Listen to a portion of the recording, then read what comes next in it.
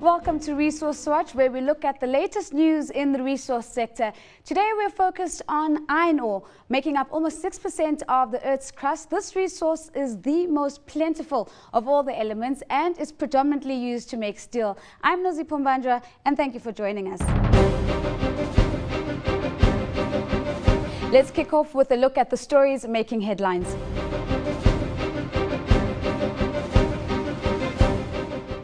Ruschrome, a joint venture company between Zimbabwe and Russia, plans to invest $1.6 billion into developing a platinum mine and constructing a smelter and refinery. Zimbabwe holds the world's second largest known platinum deposits. Multinational oil and gas firm BP plans to invest $15 billion into new Angolan oil fields. It will focus on exploration and development and will span the next 10 years. And Barclays Africa has committed a minimum of $500 million to proposed clean power projects that form part of the Power Africa initiative. This will increase the available power by up to 12,500 megawatts in countries which include Kenya, Tanzania, Nigeria, Ghana, Liberia, and Ethiopia.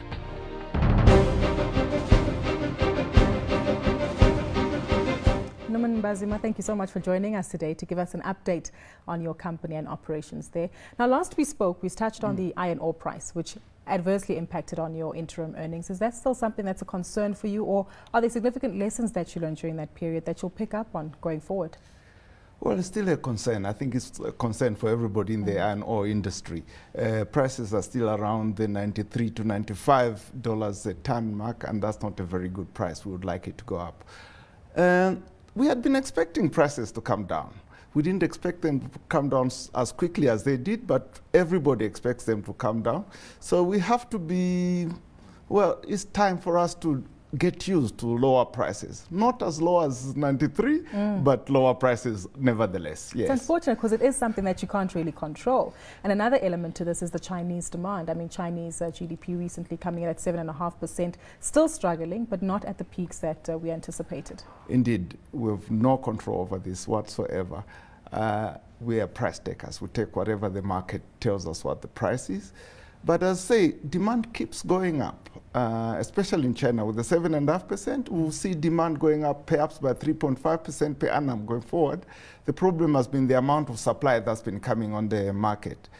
But I think even that is good. The rate of increase of supply will start to come down. Tough times ahead, but it's also interesting to note that of the recent articles we've seen, you've also managed to strike a 3-year wage agreement with one of the unions at your mines, NOM. But this is significant because it's an increase on salaries of up to 17.5%. That's well above inflation and what the other mining companies are doing. How are you hoping to afford this?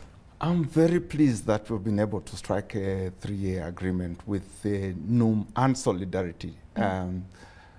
The increase, however, is about 9% per year for 2 years and 8% for the 3rd year. Now, there are certain people in certain categories where people have moved grades and so forth and so forth. Those are the ones that reach the 17 or 18%, but that's not the average. The average is 9% for the 2 years and 8% for the final year. It's still a significant number nonetheless. It is, yes. How are you going to fund this? No, I think that we've been a very profitable operation. So generally, we've been talking about ensuring that our workers can benefit from the level of profit that we make and make sure that they are happy and we are not too sad in the process. I think it's been a very good balance that we've struck between us and the unions. Now, one is money is one element that comes with this, but what about skills? Are we seeing more transformation being imposed upon some of your workers? Because a lot of people speak very highly of your corporate social responsibility initiatives. Firstly, our workers are generally slightly higher skilled than the underground mines, let's put it that way, because they're driving trucks and driving certain big machinery in the pit. So generally our level of skills is quite high, and we're very happy about the level of training that we do to make sure people can use their skills.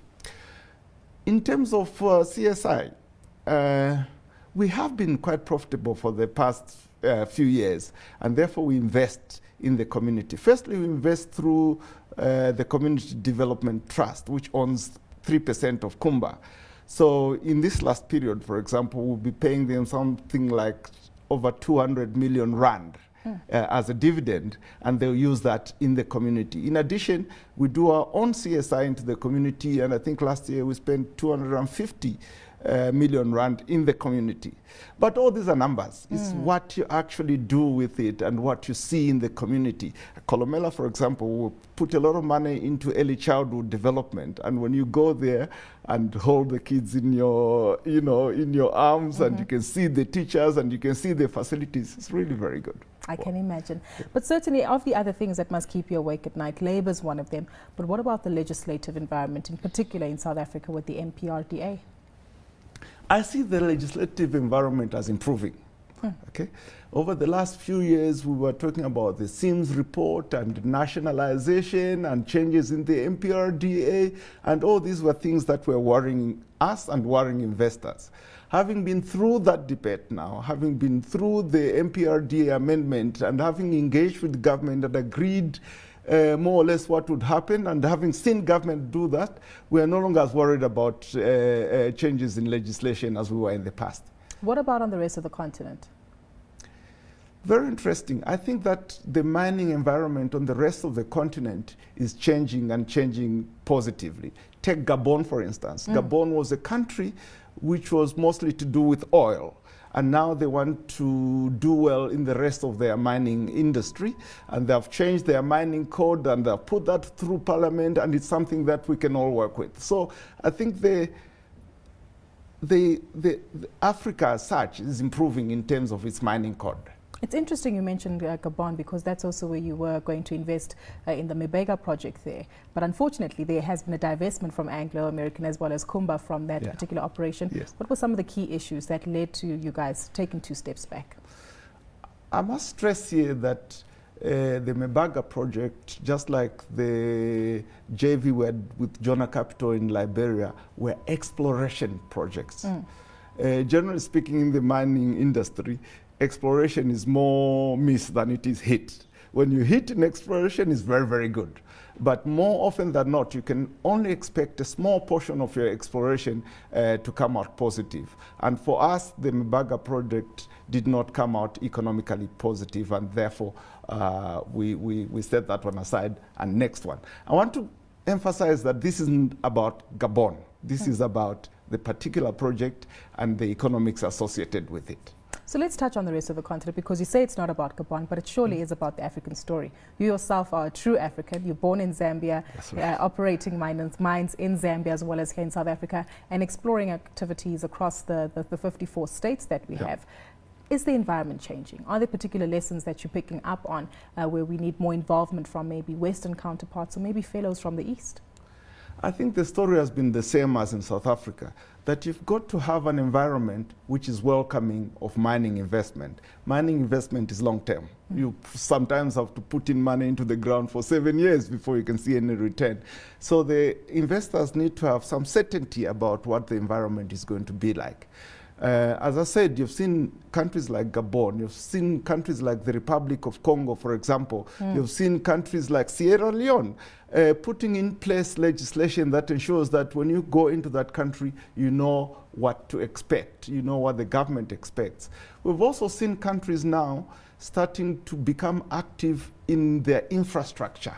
Whereas before you expected the mining company to come and build the rail and to come and build the port, now we're seeing partnerships with government in doing so. So I think we're headed in the right direction in Africa. Norman, you've also been in the mining fraternity for more than 3 decades. Yes. That's a very long time it for is, one person. Are you telling people my age? Not at all, not at all. But maybe we're trying to tell them just how much wisdom you might have, as well as expertise after being in this industry. The lessons, key lessons that you've learned. Maybe give us 3 lessons that you've almost learned in each decade of your experience.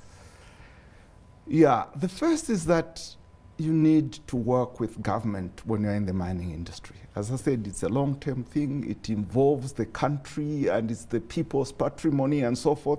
So you really need to work with government when you're in the mining industry if you are to be successful. That is probably the first lesson. The second lesson is working with employees.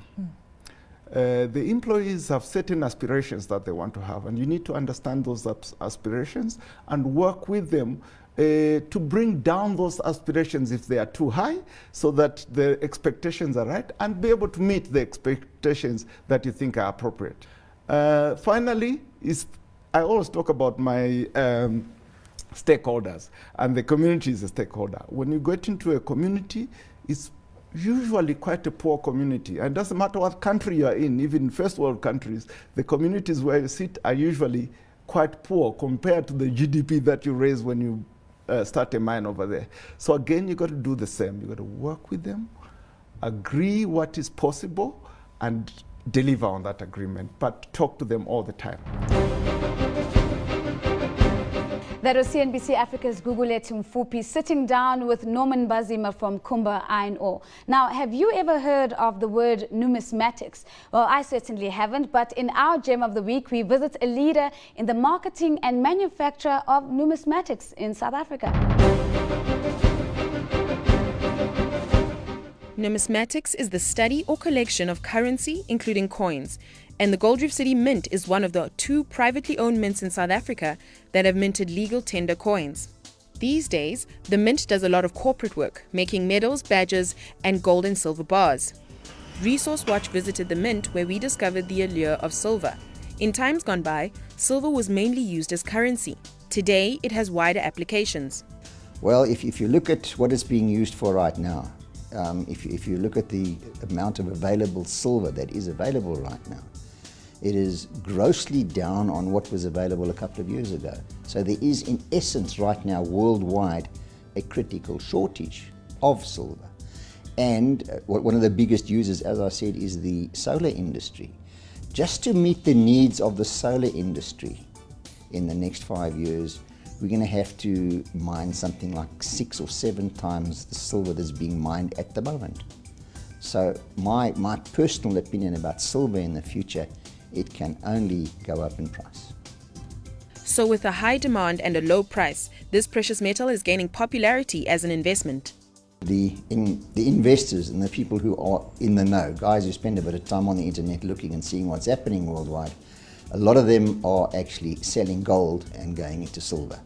Firstly is sort of the prices you're paying for silver right now, as I said, are ridiculously low.